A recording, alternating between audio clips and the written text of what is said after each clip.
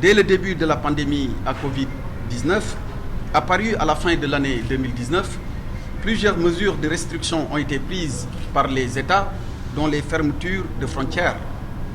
Cela a beaucoup contribué à réduire la mobilité des narcotrafiquants.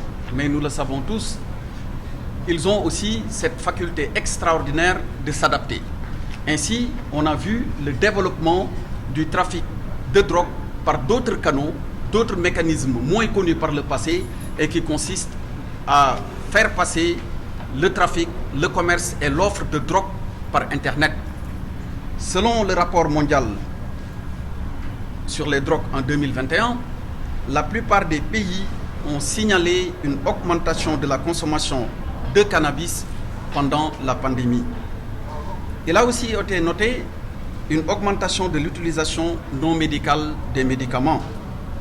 C'est la raison pour laquelle Son Excellence, Monsieur le Président de la République, Macky Sall, accorde une grande importance à la mise en œuvre correcte du plan national de lutte contre la drogue, dit plan stratégique national 2021-2025, qui est un axe prioritaire et très stratégique de notre sécurité, de la politique de sécurité intérieure du pays.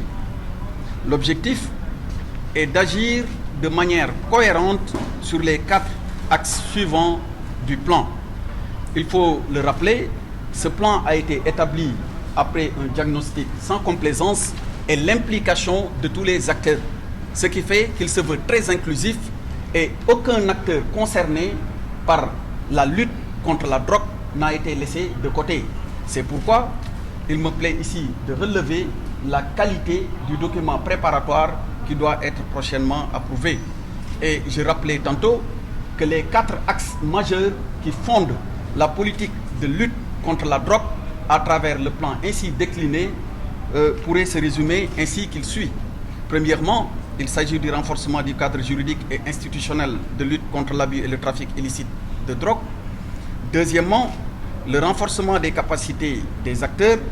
Troisièmement, la réduction de l'offre et de la demande de drogue.